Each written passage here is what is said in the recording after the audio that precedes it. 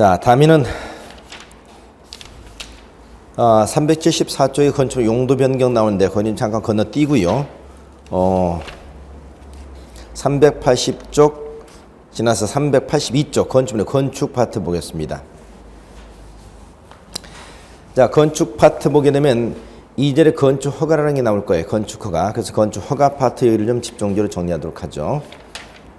우선 거기에 이 사전 결정이라는 얘기 나오죠. 사전 결정제도. 이 사전 결정제도라는 것은 어떤 것이냐 이런 겁니다. 우리가 보통 건축물을 건축할 때는 토지를 매입해 가지고 건축 설계를 합니다. 건축 설계를 해서 허가권자에 건축을 신청하게 돼요. 그런데 우리는 토지단 전문가들이 아니기 때문에 이 토지에 어떤 건축물이 건축이 가능한지 정확하게 우리가 확인하지 않은 상태에서 자칫 건축을 신청할 수 있다는 얘기죠. 이런 경우 허가권자가 여기는 건축가 나오지 않습니다 하고 불허가 처분을 해버리게 되면 낭패를 보게 됩니다. 이걸 사실 우리가 주목구구 방식이라고 그러죠. 허가 제대로 나올지 안 나올지 제대로 확인도 해보지 않고 대뜸 땅 사서 건축 설계해서 허가 신청했더니 불허가 처분 받았다. 그러면 이 토지소는 엄청난 피해를 보게 됩니다. 이런 점을 감안해서 이걸 막기 위해서 도입된 제도가 사전결정제도입니다. 이제는 그렇게 바로 건축을 신청할 것이 아니라 사전에 물어보란 얘기죠. 물어보면 성실하게 답변을 허가권자가 해주겠다는 얘기입니다.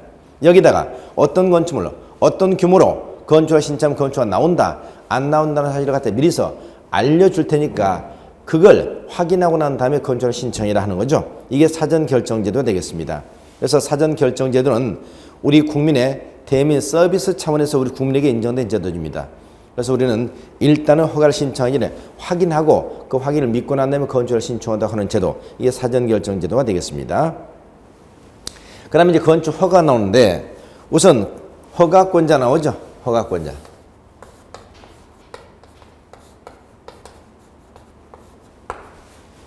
여기서 허가라는 개념은 지난번에 우리가 국토기획법에서 한번 나왔을 겁니다. 순수한 학문상 허가라고 그랬죠? 순수한 학문상 허가.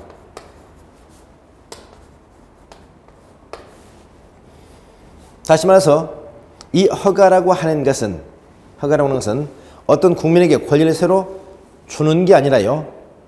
이미 국민이 가지고 있던 기존의 권리가 어떤 이유로 금지됐다가 금지 조치를 해제함으로써 그 권리를 회복시켜주는 행위라고 했습니다. 그래서 이 허가라는 것은 권리 회복행위다 이렇게 말씀드렸죠. 권리 회복행위. 또 이건 우리가 적법요건이라고 했습니다.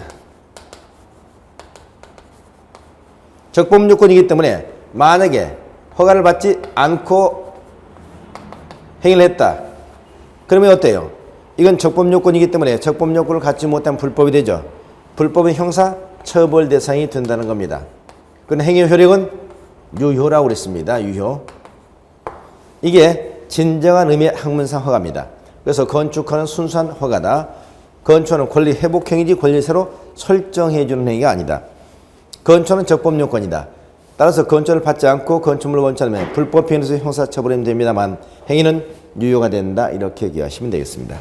자, 그럼 여기서 허가권자를 먼저 보겠습니다. 허가권자. 건축허가권자 누구냐? 원칙적으로 건축허가권자는 기초자치단체장입니다. 기초자치단체장 하면 누굴 얘기한다? 시장, 군수, 구청장을 말하겠죠. 그래서 건축원은 중앙행정기관의 장이 하는 것도 아니고 광역자치단체 장이 하는 것도 아니고 기초자치단체 장이 허가를 한다는 점 기억해 두시기 바랍니다. 그러면 기초자치단체 장 하게 되면 시장, 군수, 구청장이죠. 그러면 서울특별시 노원구에서는 허가를 누가 한다는 겁니까? 노원구청장이 하는 것이지 서울특별시장이 하는 것이 아니란 얘기죠. 부산광역시 해운대구에서 허가권자 누구다? 부산광역시장이지. 해운대 다시 부산광역시장이 아니고 해운대구청장이라는 얘기입니다. 그래서 특별시 광역시는 구청장 허가권자입니다. 도에서는 시장군수가 허가한다는 얘기죠. 경기도 양평군에서는 양평군수, 경기도 구리시에서는 구리시장 허가권자지 경기도 도지사가 아니란 얘기죠. 그래서 건축허가권자는 광역자치단체 장이 아니고 기초자치단체 장이다. 이렇게 얘기를 하는 거죠. 그런데 이렇게 하게 되면 문제가 되는 적이 있죠. 어디? 우리나라에 광역자치단체이면서 기초자치단체를 두고 있지 않은 곳이 두 군데가 있죠. 첫째는 세종시고 두 번째는 제주도입니다. 세종시에는 기초자치단체가 아예 없습니다. 또 제주도는 제주도 서귀포시, 제주시라는 두 개의 시가 있는데 여기에 제주시나 서귀포시는 여기서 자치권이 없다고 그랬죠. 한마디로 우리가 시장을 물시장이라고 그러겠습니다. 그래서 여기도 우리가 사실상 우리가 기초자치단체가 없는 겁니다. 그래서 세종시에서는 세종시장, 특별자치시장, 제주에서는 특별자치도지사, 시장, 군수구청이 되는 겁니다. 자, 그래서 앞으로 건축하는 기초자치단체 장악이 되는데 세종시에서만큼 세종시장이 직접 하고 제주도에서는 제주도지사가 직접 한다. 그래서 원칙적 허가권자면 특별자치시장, 특별자치도지사, 시장, 군수구청장 이렇게 기억해 두시기 바랍니다. 다만 예외가 있습니다. 예외는 특별시장이나 또는 광역시장이 건축을 해야 되는 경우가 있다는 얘기입니다. 원래 특별시 광역시에서는 누가 한다고 그랬습니까? 건축을 구청장이 한다고 그랬죠. 구청장이 해야 될 텐데 예외적으로 구청장이 아니고 특별시장, 광역시장이 직접 허가를 하는 경우가 있다고요. 이거는 무슨 건축물? 소위 대형 건축물이라고 합니다. 대형 건축물. 대형 건축물은 건물의 층수가 21층 이상 이거나 연면적 합계가 10만 제곱미터 이상을 말합니다. 건물의 층수가 21층 이상이거나 연면적 합계가 10만 제곱미터 이상인 건축물 우리는 흔히 대형 건축물이라고 그래요. 물론 여기서 뭐와 뭐는 제외되느냐? 공장과 창고는 제외됩니다. 자, 그럼 앞으로 허가권자는 원래 시장군수구청장이 되는데 특별시장, 광역시장에 직접 허가를 하는 경우가 있다. 어떤 경우? 건물의 층수가 21층 이상이거나 연면적 합계가 10만 제곱미터 이상인 대형 건축물은 건물의 규모가 너무 크기 때문에 구청장들이 허가를 하기는 너무 겁난다는 얘기죠. 그때 누가? 특별시장, 광역시장이 직접 허가를 하겠다는 얘기입니다. 서울특별시 송파구에서 송파구 잠실동에서 지금 현재 잠실 제2 롯데월드가 건설 중에 있습니다. 잠실 롯데월드 123층입니다. 대형 건축물이죠. 그러면 송파구 잠실동이었기 때문에 원래 허가권자 누구였다? 서울특별시 송파구청장이었습니다. 그러나 규모가 어떤 건축물이었기 때문에 대형 건축물이었기 때문에 누가 허가한다? 서울특별시장이 허가한다 이 말이죠. 자, 건물의 층수가 21층 이상, 연면적 합계 10만 제곱미터 이상입니다. 그래서 우리는 건축 허가권자 그러면 원칙적 허가권자, 예외적 허가권자 이걸 묶어서 허가권자라고 얘기하는 겁니다. 허가권자. 그럼 이번에 그 도지사의 사전 승인이라는 얘기 나와요. 도지사 사전 승인. 요건 하나만 보겠습니다. 그럼 이 건축물이 지금 현재 어땠습니까? 궁금하죠? 특별시, 광역시는 특별시장, 광역시장이 직접 허가를 한다는 얘기입니다. 그러면 특별시, 광역시 빼고 나머지 지역에서는 역시 누가 할까요? 여전히 시장, 군수, 특별자치시장, 특별자치도지사 허가한다는 얘기입니다. 다시 말해서 층수가 21층 이상이거나 연면적 합계가 10만 제곱미터 이상인 건축물이라면 특별시, 광역시에서는 특별시, 광역시 허가를 해요. 그럼 특별시, 광역시 빼죠. 빼면 어디? 이 구가 빠지니까 어디? 특별자치시, 특별자치도, 시군이 남잖아요. 여기서 특별자치시에서는 특별자치시장, 제주도는 제주도지사가 합니다. 그리고 시군에서는 시장을 수거한다고요. 그런데 여기서 이 건축물을 누가? 시장, 군수가 허가를 하기 전에 누구에게? 도지사에게 사전 승인을 받아야 된다는 겁니다. 사전 승인을 받아야 된다. 이런 얘기입니다. 시장군수 허가를 하기 전, 즉 시장군수가 허가는 하되 규모가 크기 때문에 시장군수가 그냥 허가하기는 겁이 난다는 얘기죠. 그래서 시장군수 허가하기 전에 도지사의 사전에 승인을 받는다. 기억하세요. 도지사의 사전 승인을 받는다. 자, 이게 우리가 허가권자 되겠습니다. 그래서 원칙적 허가권자 특별자치 시장, 특별자치 도시사, 시장수구청장, 예외적 허가권자 특별시장, 광역시장. 또 허가하기 전에 시장, 군수가 도지사의 사전에 승인을 받아야 될 사항. 오늘 하나만 기억합니다. 대형 건축물 시군에서 시장, 군수 허가할 때는 규모가 크기 때문에 누구에게? 도지사의 사전에 승인을 받아서 허가한다. 이것만 기억하세요. 두 번째, 건축. 신고 대상 건축물이 있습니다. 신고 대상 건축물. 신고 대상 건축물에서 뭐냐? 이건 한마디로 경미한 건축물이겠죠. 건축물의 규모가 경미할 때는 허가까지 받지 않는다는 겁니다. 그러면 경미한 건축물 뭐 하면 된다고요? 신고하면 됩니다. 신고를 하게 되면 허가를 받은 걸로 뭘 한다? 간주해 주겠다 이 말이죠. 간주해 주겠다. 이 우리는 신고 대상 건축물이라고 합니다. 그러면 신고 대상 건축물은 누구한테 신고한다? 여기서 허가권자에게 신고한다. 그러면 안 됩니다. 왜냐? 허가권자면 여기에 특별시장, 광역시장도 있는데 특별시장, 광역시장한테 신고하는 경우는 절대 없습니다. 왜? 경미한 건축물이기 때문에. 그래서 여기는 누구에게? 원칙적 허가권자. 원칙적 허가권자에게 신고한다 이렇게 보세요. 그럼 원칙적 허가권자 누구라고요?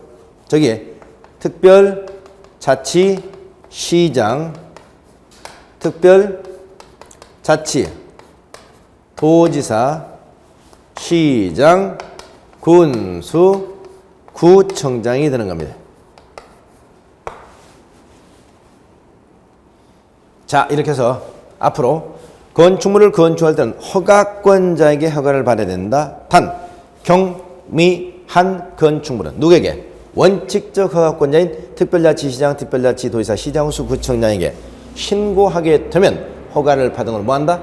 간주한다. 이거 신고대상 건축물이라고 합니다. 자, 이 신고대상 건축물은 굉장히 중요하고 출제도 많이 되고 있습니다. 뭐 여기서 신고대상 건축물이 구체적으로 어떤 것이 하는 것은 여기서 아직 언급하지 않겠습니다. 단 이렇게 신고를 했죠. 신고한 건축물은 얼마 이내? 1년 내에 공사 착공을 해야 됩니다. 착공 의무가 있어. 만약 1년에 착공하지 않게 되면 신고의 효력이 뭐가 된다? 소멸돼 버립니다. 이렇게 얘기하세요. 이걸 공사 착공 의무라고 얘기합니다. 여기도 마찬가지입니다. 건축 허가를 했잖아요. 건축 허가 받으면 얼마 이내? 1년 내에 공사 착공의 의무가 있습니다. 착공. 만약 착공하지 않게 되면 여기는 허가를 취소해야 합니다. 취소 의무. 허가를 취소해야 된다. 단 여기서 정당한 설계가 있으면 1년 범위 내에서 연장할 수 있도록 하고 있습니다. 그래서 건축법상 건축 허가를 받았으면 얼마 이내? 1년 이내 착공해라. 만약 1년에 착공하면 건축을 취소해야 된다. 단 정당한 설계가 있으면 1년 범위 내에서 연장할 수 있다는 것이고요. 건축 신고를 했다. 신고했으면 얼마 이내? 1년에 역시 착공을 해야 됩니다. 만약 1년에 착공하지 않게 되면 신고 효력이 소멸된다는 겁니다. 소멸된다. 자, 이게 건축 신고사항이 되겠습니다. 그 다음 하나만 더 보죠. 세 번째, 여기서 협의대상 건축물이라는 얘기를 합니다. 협의대상 건축물. 협의대상 건축물은 다른 말로 뭐라고 하냐? 공용 건축물이라고 합니다. 여기서 우리는 공용이라는 의미가 나오는데 우리 공법상 공용 나오면 어떤 의미냐? 공용은 전체 이건 뭐야? 사용. 사용이 아니라는 얘기죠. 즉 이건 개인적인 용도로 사용하는 것이 아니라는 얘기입니다. 그럼 앞으로 우리가 공용하면 항상 이렇게 얘기하세요. 공용은 무슨 의미냐? 첫째, 국가나 지방자치단체가 행정 목적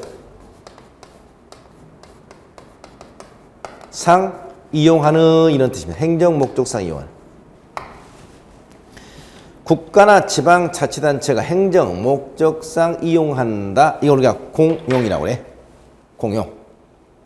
그러면 공용은 국가나 지방자치 행정 목적상 이용하기 때문에 우리 공법은 제가 첫 시간에 규제법이라고 그랬는데 뭐 하지 마라 규제를 하더라도 공용이 나오면 공용은 더 이상 규제할 필요가 없습니다. 왜? 이미 우리 부동산 공법상 규제의 목적이 공공복리 실현이 있는데 이미 이건 국가나 지방 행정 목적상 이용하는 것이기 때문에 공공복리를 위한다는 그 취지가 동일하다는 얘기죠.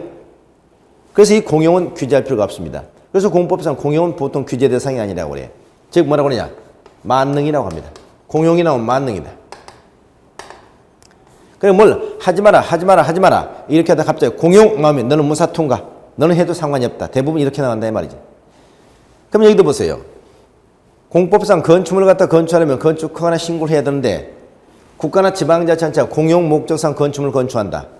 다시 말해서 도청 청사, 시청 청사, 청와대 이런 건축물이겠죠.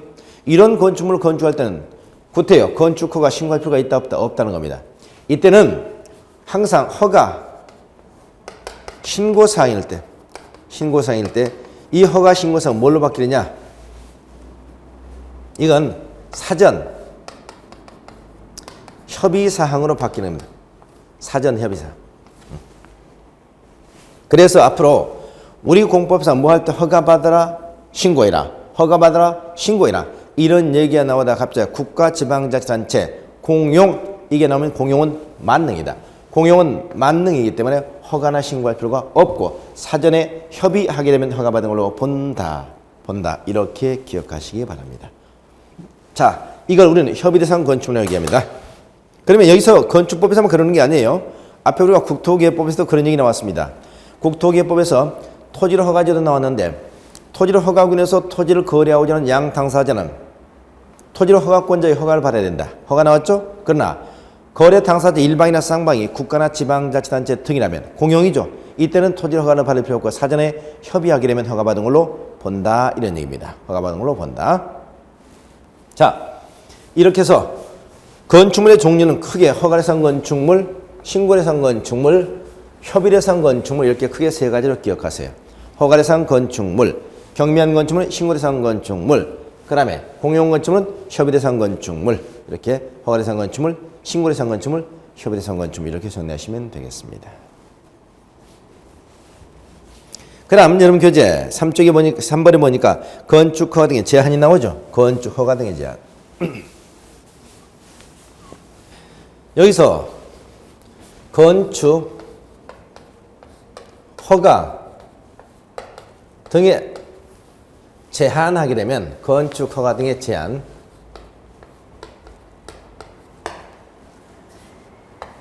이건 우리 시험에서 굉장히 출제가 자주 됩니다. 이건 최근 우리 시험에서 거의 연속 한 5년, 6년째 계속 출제가 되고 있어요. 그래서 건축 허가 등에 대한 굉장히 중요한 겁니다. 우선 의미를 보시면 건축 허가 등을 제한이죠.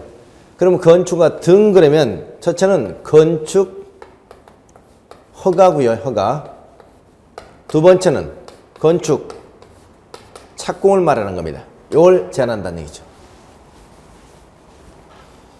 즉 허가를 제한하거나 착공을 제한할 수 있다는 얘기입니다. 누가? 제한권자가. 다시 말해서 제한이라는 것은 항상 윗사람이 하는 거죠. 야, 앞으로 몇 년 동안 건축 허가를 해주지 말라 하고 허가권자에게 누군가가 제한하는 것이고요. 착공을 제한시킨다는 건 뭡니까? 야, 허가는 해줘라. 그 대신 앞으로 2년 동안 착공을 시키지 말라. 이런 얘기죠. 이게 착공의 제한입니다. 그래서 건축하나 착공의 제한. 크게 제한권자 둘이 있습니다. 첫째는 국토교통부 장관이 제한하는 경우가 있고요. 두 번째는 시, 도지사가 제한하는 경우가 있습니다. 국토교통부 장관은 어떤 경우에 제한하냐? 제한 사유가 말이죠. 첫째, 국토 관리상 필요한 경우.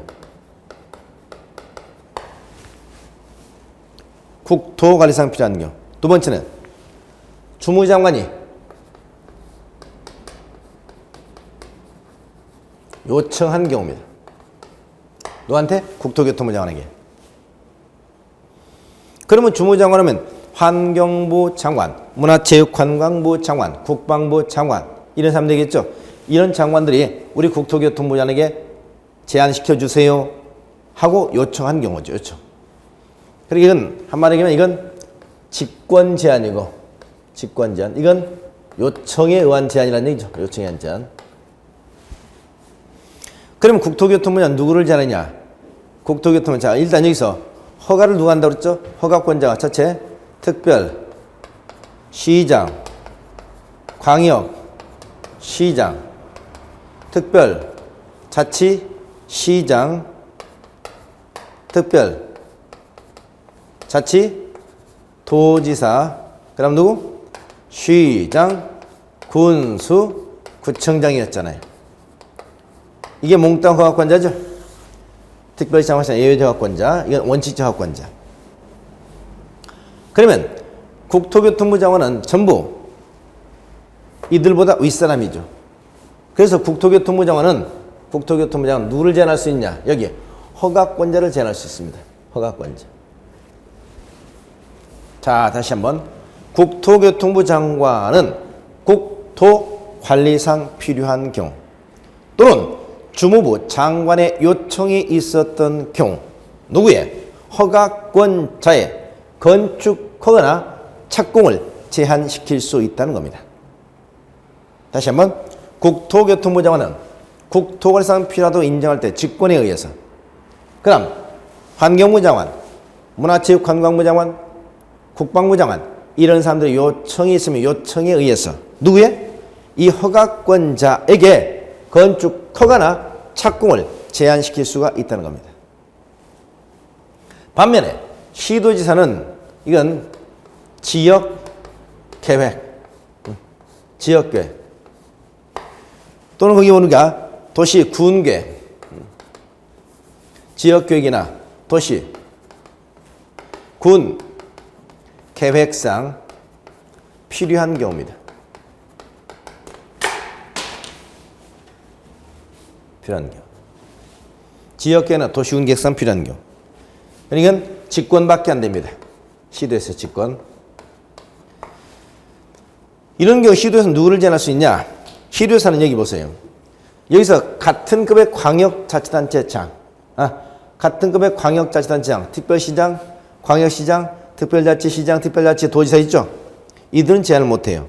그러면 시도지사가 제한할 수 있는 사람은 누구밖에 없다? 여기 시장, 군수, 구청장밖에 없습니다. 그래서 요렇게 가야 됩니다. 요렇게.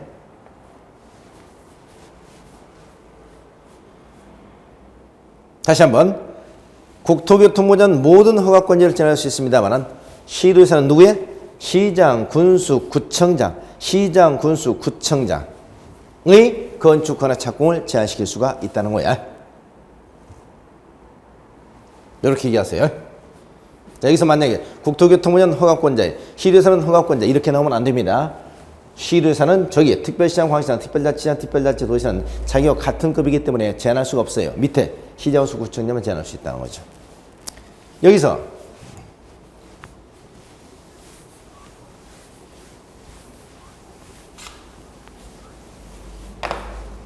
교재 보니까 거기 시도지사가 국토교통부 장관에게 이렇게 제안했을 때는 제안하고 난 다음에 그 내용을 보고하도록 되어 있습니다. 보고. 그런데 보고를 받은 국토교통부 장관은 이 시도지사 제안이 너무 지나치다 싶으면 그 해제를 명할 수 있습니다. 명할 수 있다. 이렇게 보세요. 직접 해제할 수는 없고요. 3번에 보니까 심의 나오죠. 국토교통부 시도지사가 건축허가를 제한할 때는 거기 주민의 의견을 거치고 건축 심의를 거쳐야 된다고 그랬죠. 자, 제한은 어떻게 한다? 여기서 의견 청취. 누구의? 주민의. 그리고 뭘 거친다? 심의. 어디에서? 건축위원회. 건축위원회에서 심의를 거쳐야 된다는 얘기죠. 이렇게 해서 신중하게 제한하자는 얘기고, 이때 제한기간 얼마냐? 제한기간은 거기 보니까 1회 하나여 1년 범위 내에서 제한기간을, 건축하는 2년 이내로 한다. 2년 이내로 제한할 수가 있어요. 2년 이내. 단 1회 하나여 1년 범위 내에서 뭐 할 수 있다? 연장할 수 있다는 거다. 자, 건축허는 2년 이내로 제한할 수 있고요.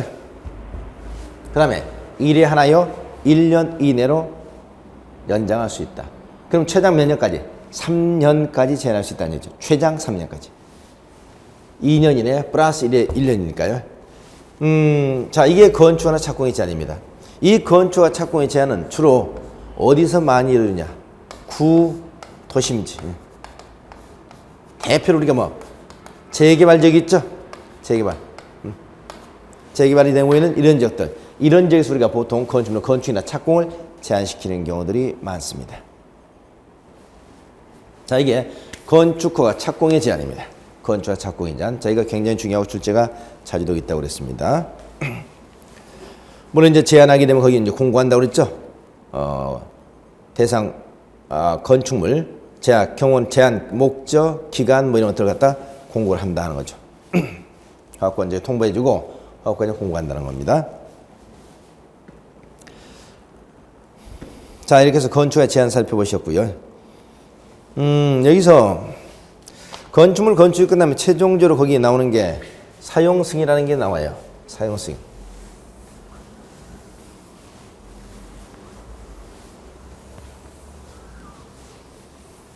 그런 건축법에서는 이제 절차 이렇게 되는 거죠. 건축물 건축한 사람 뭐라고 한다? 건축주라고 얘기하겠죠. 건축주. 그러면 건축물 건축할 때는 먼저 여기서 건축 허가 또는 신고를 하잖아요. 신고. 그렇게 해서 건축물 이제 착공에 들어갑니다. 착공. 보통 착공 이제 우리가 시공자가 이제 사업을 하겠죠. 시공자. 그러면 여기에 보통 뭐가 들어가냐? 이제 감리가 들어가요. 감리. 누가? 감리자가. 건축물 건축 끝나면 뭘 받는다? 사용 승인이라는 것을 받습니다. 사용 승인. 사용 승인 누가 하느냐? 이건 허가권자가 하게 됩니다. 그래서 우리는 일반적으로 건축물 건축하는 절차가 건축주가 건축허가나 건축 신고를 하고 그 다음에 착공에 들어가게 되면 감리자가 감리를 하게 되고 건축물 건축 끝나면 최종적으로 뭘 받는다? 사용 승인을 받습니다. 이 사용 승인이라는 용어는 건축법에서 쓰는 용어이기 때문에 이 사용 승인 대신에 무슨 뭐 준공검사를 받는다. 건축물 건축 끝나고 준공검사를 받는다 라는 표현이라든가 또는 뭐 사용검사를 받는다. 사용검사 이런 표현 쓰지 않습니다. 준공검사, 사용검사. 사용검사는 이건 뒤에 가면 주택법에서 사용하게 돼. 주택법. 준공검사는 우리가 도시공개 시설사업이나 도시개발사업, 도시정비사업 이런 사업에서 보통 쓰는 표현입니다. 자, 이렇게 해서 건축주, 허가신고, 착공신고, 사용승인 이런 절차로 건축물 건축이 이루어진다. 이렇게 보시기 바랍니다. 그럼 여기서 사용승인만 조금 좀 보충해 볼까요? 사용승인. 사용승인은 누가 신청하느냐? 당연히 건축주가 신청하겠죠. 누구에 신청한다? 허가권자에게.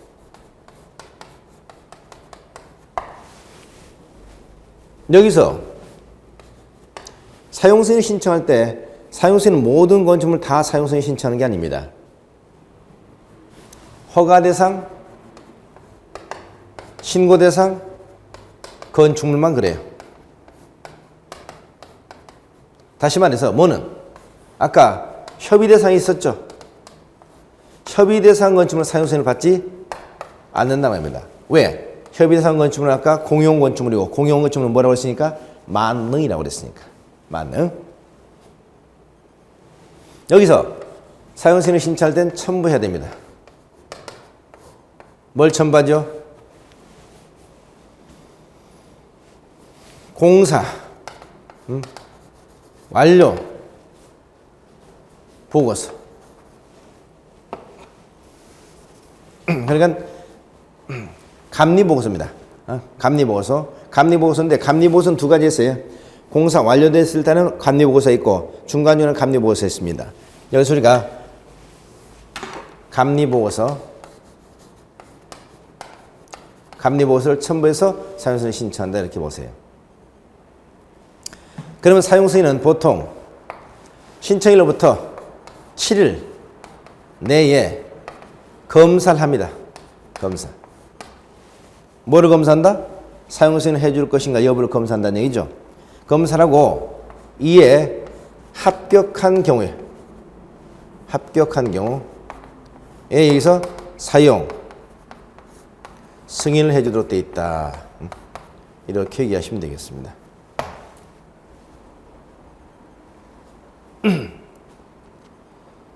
그러니까 사용 승인을 신청하면 무조건 7년의 사용 승인을 해준다가 아니라 일단 사용 검사를 하고 이에 합격한 건축에 한해서 여기서 사용 승인을 해주는 것이다. 이렇게 보시면 되겠습니다.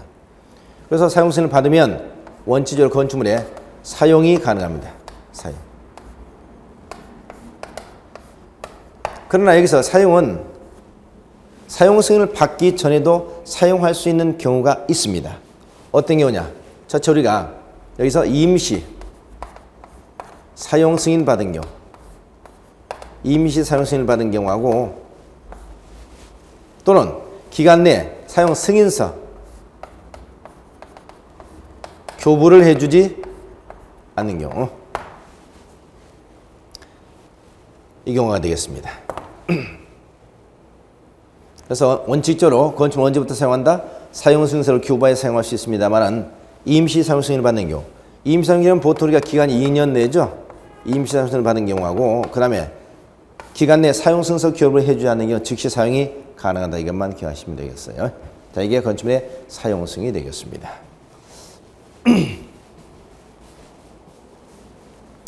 자, 이렇게 해서 건축물의 건축 허가 파트 정리가 됐습니다. 건축 허가 파트.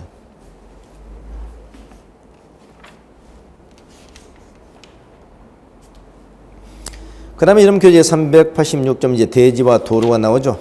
대지와 도로.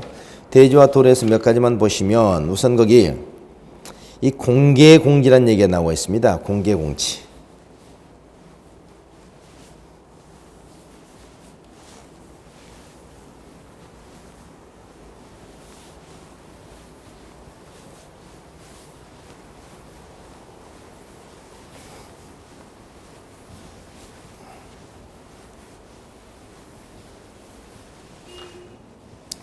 자, 공개공지가 뭔가? 공개공지를 한번 보도록 하죠. 공개공지.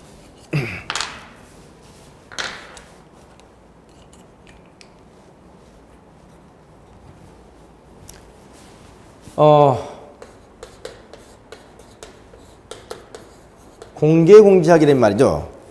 글자 그대로 비어있는 빈터란 뜻이네. 비어있는 빈터. 영어로 오픈 페이스라는 얘기죠. 그러면 공개공지라는 것이 나오면 항상 여러분이 그 취지를 기억하시라고 했습니다. 이 공개공지는 뭐냐? 한마디 얘기하면 휴식공간입니다. 휴식공간.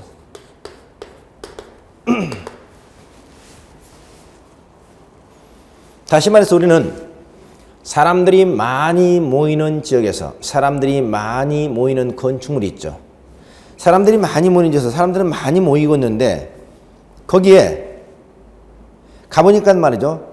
대지 내 건축물만 빼곡하게 들어차 있고 사람들이 쉴 수 있는 공간이 전혀 존재하지 않으면 굉장히 사람들이 짜증이 납니다. 자, 이런 경우에 그 대지 내다가 최소한의 휴식 공간을 좀 마련해 두고 벤치라든가 햇빛 가리개 시설, 파고라 등을 설치해서 뭔가 좀 주민들의 휴식 공간을 좀 마련해 주자 하는 의미에서 나온 것이 공개공지 규정입니다. 그래서 공개공지는 항상 휴식 공간을 떠올리셔야 돼요. 그럼 이 공개공지의 설치는 건축주의 의무사항입니다. 그럼 어떤 경우에 공개공지를 설치해야 되냐 하는 걸 기억합니다. 자, 첫째, 공개공지는 대상, 지역을 먼저 기억하셔야 되고요. 두 번째, 대상, 건축물을 기억하셔야 되고 세 번째, 규모는 얼마냐. 네 번째, 완화. 이 내용을 기억하셔야 됩니다. 먼저 지역을 보시면 사람들이 많이 모이는 지역이라고 그랬죠? 사람들이 많이 모이는 지역. 그러면 사람들이 많이 모이는 지역 무슨 지역이겠습니까? 이건 한마디로 우리가 주거지역이나 상업지역 되지 않겠어요? 그러면 주거지역 가운데 우리는 전용 주거지역, 일반 주거지역, 그 다음에 준주거적 이렇게 세 개가 있습니다. 그런데 여기서 전용 주거적은 대상이 되지 않는다는 거죠. 대상이 되지 않습니다. 왜? 전용 주거적은 쾌적한 적이죠. 평창동이나 성북동 같은 지역에 여기에 해당됩니다. 그럼 이 지역은 어떻습니까? 굉장히 쾌적한 지역이기 때문에 여기는 사람들이 많이 모이면 안 되겠다는 거죠. 그래서 전용 주거적을 빼고 대상은 어디다? 크게 두 개죠. 어디? 일반 주거적과 준주거적이 되겠습니다. 그 다음에 어디? 상업적이겠죠. 상업적 당연히 사람들이 많이 모이죠. 그 다음 세 번째 준공업적이 들어갑니다. 준공업적. 준공업적 이게 공업 플러스 주거거든요. 공업 플러스 주거. 자, 그래서 여기는 우리가 준공업적이 들어갑니다. 자, 그렇다면 앞으로 여기서 공개 공지를 의무적으로 설치될 대상지역은 어디다?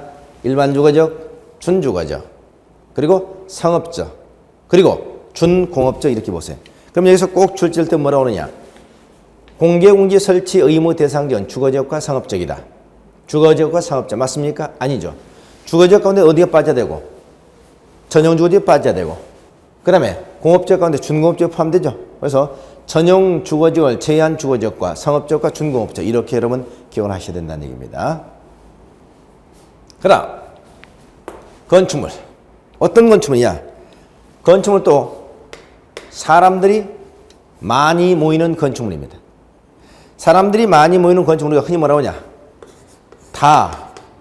다중 이용 건축물이라고 합니다. 다중이용 건축물. 다중이용 건축물. 그러면 여기서 다중이용 건축물 하면 교재 보니까 뭐라고 돼 있죠? 여기 바닥 면적 합계가 얼마? 5,000제곱미터 이상인 첫째, 문화 및 집회시설. 문화 및 집회시설 뭐가 있겠습니까? 문화 및 집회시설 중에 대표로 극장이 있겠죠. 종교시설, 교회 있겠네.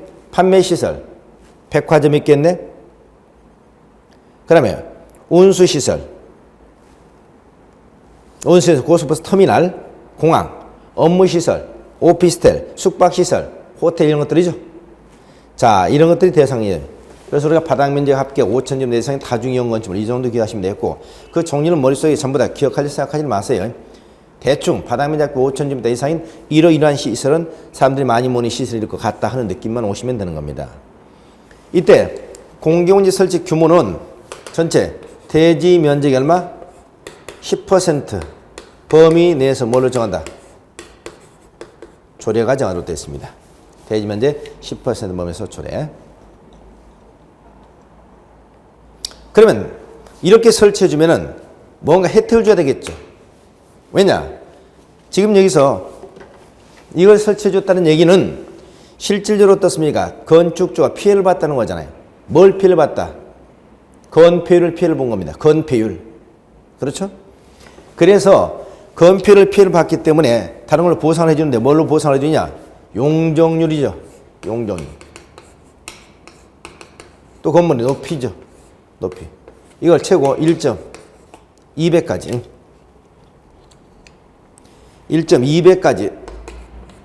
1.2배까지 완화시켜 주는 겁니다.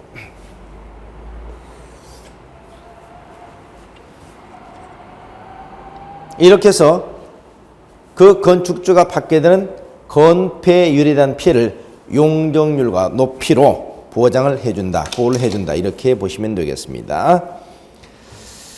자, 여기까지 해서 우리가 공개 공지라는 것을 살펴봤습니다.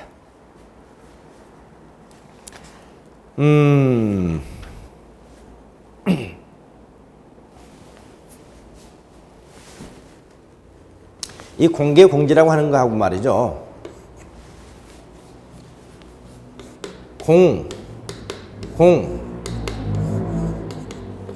공지. 이 공공공지하고는 다른 개념이에요. 어떻게 다르냐?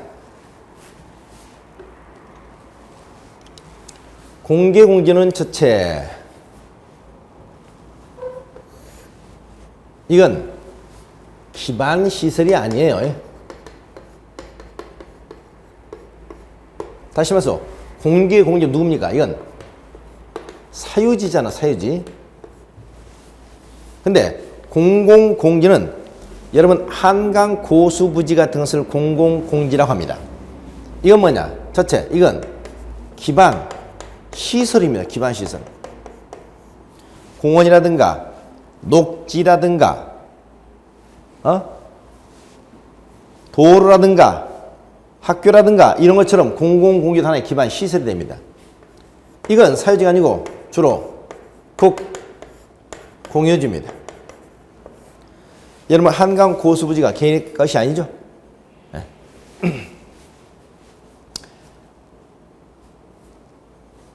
그래서 공개공지는 사유지로서 기반 시설 아니고 개인이 자기 땅에다가 공개공지를 설치해야 될 의무 규정이고, 공공공지는 국가나 지방자치단체가 설치해야 될 국공유지 하나의 기반 시설이다. 기반 시설 이렇게 보시면 되겠습니다. 이 공공공지라는 거하고 공개공지를 갖다 구별해서 쓰세요. 그래서 저건 우리가 이건 우리 근거법, 이건 우리 국토개혁법이야. 국토개혁법상 기반 시설이고요. 전 이건 어디? 건축법에서 나오는 개념이다. 건축법에서 나오는 개념이죠. 이게 전혀 다른 겁니다. 이렇게 공개공지하고 공공공지를 구분해 두시기 바랍니다.